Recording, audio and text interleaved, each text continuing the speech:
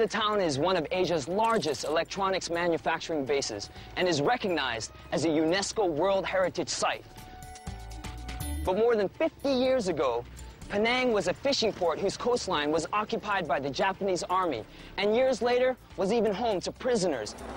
Penang's clear waters and pristine beaches hide dark secrets, and I'm on a mission to uncover them.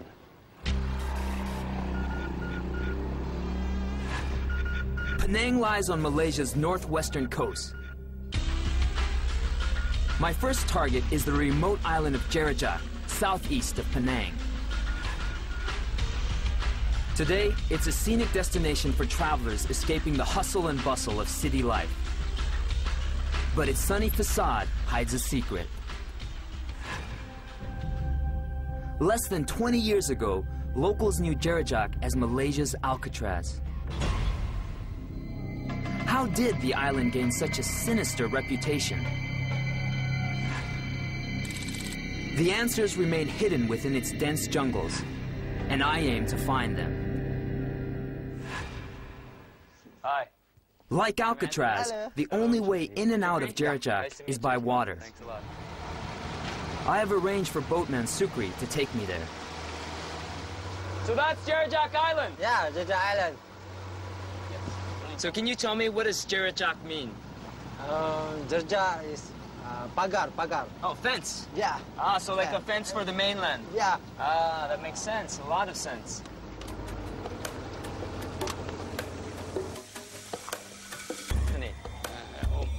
I meet up with Om Prakash, a technician who maintained the island's electric works from 1969 to 1978. There are more staff and prisoners.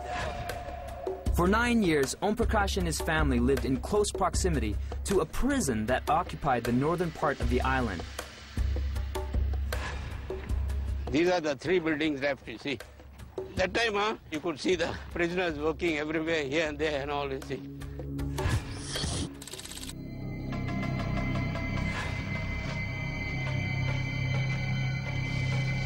It looks like they didn't need high walls or electric fences. The waters around the island must have served as natural barriers. Living conditions here were frugal.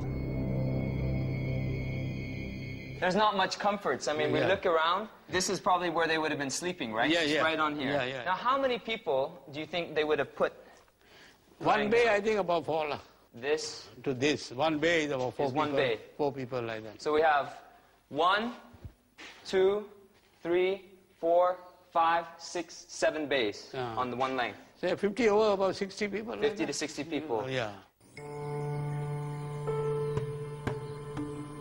At its peak, Jerajak Prison was a sprawling complex that held almost 1,000 people. The first inmates of Jerajak Prison in 1969 were dissidents involved in Malaysia's civil unrest. After the 1980s, the prison population included the likes of drug dealers and murderers. Jerajak Prison was eventually shut down in 1993 as authorities relocated the inmates to prisons in southern Malaysia. Amazingly, remnants of the prisoners' stay here survive to this day. Come check this out. Here we've got a handwritten letter that's been posted up here on the wall. Could have been written by someone who was in here, a prisoner, and maybe their family sent them. But it was pasted up here along with the girls and all these things.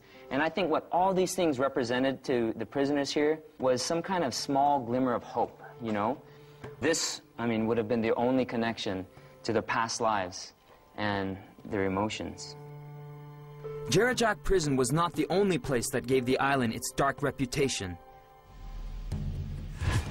Decades before, the colonial British already began using the island as a place to hold society's outcasts.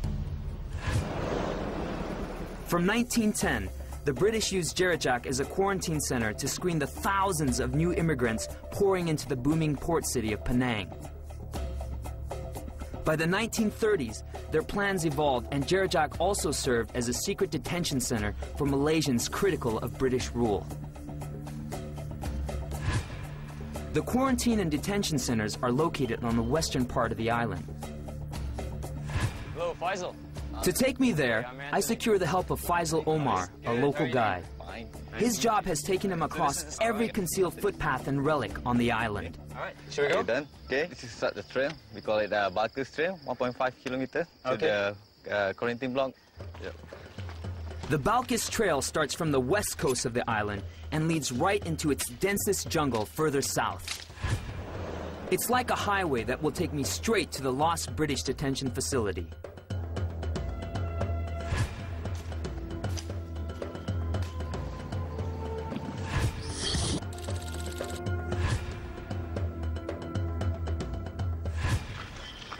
What's this, Faisal? Okay, this is a British detention scam. So here are the actual cells back here. Yep.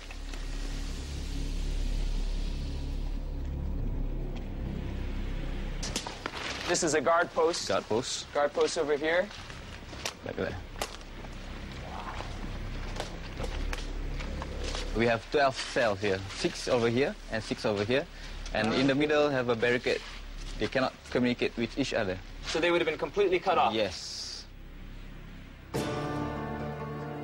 Jarajak Island became a detention center from as early as 1930, when the British began locking away anti-colonial individuals without trial. By the end of 1949, an estimated 8,500 people were detained.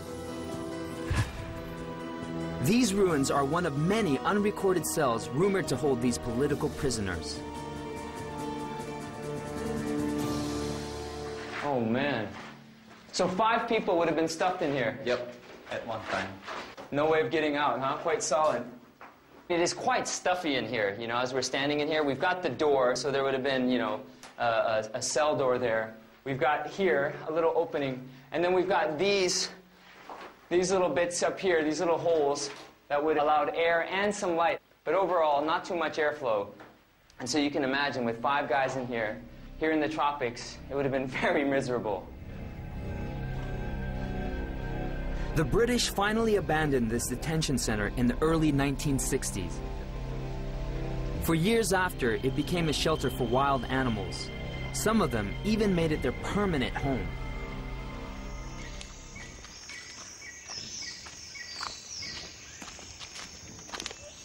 Faisal takes me further down the Balkis Trail to another British relic that continues to baffle the locals as to its original purpose. The site contains a series of concealed wells that lead into underground bunkers. Their exact size and date of construction are unknown.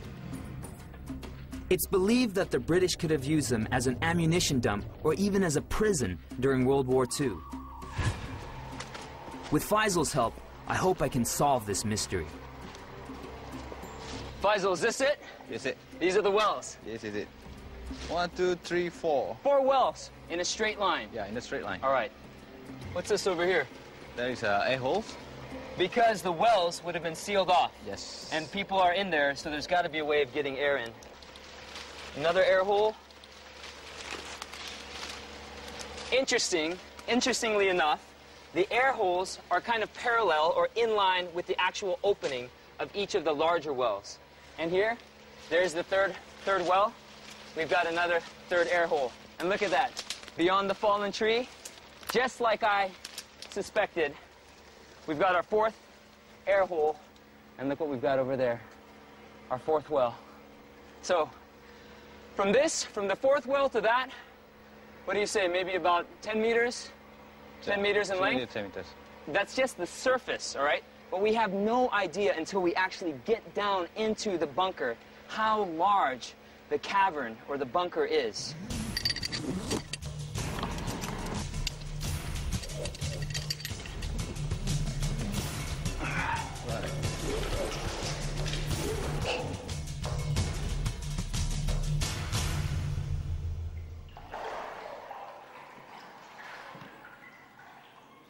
This place is enormous, a little bit different from the surface. When I was up there and kind of mapping it out, from the visual we had up there, I kind of assumed that this was one big, massive room.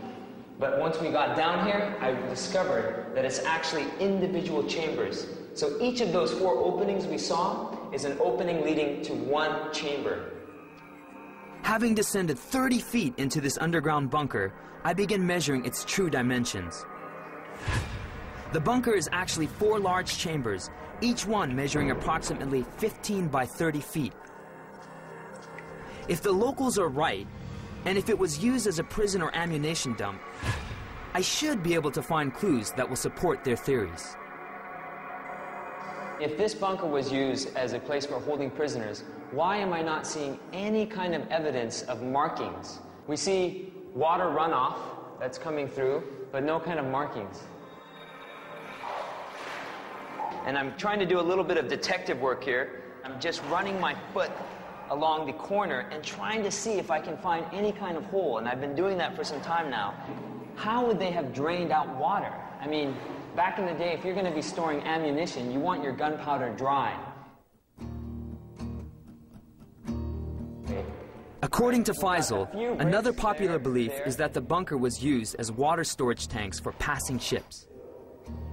I find that hard to believe since it is located deep within the jungle, without any pipelines or drainage to make it an effective storage tank.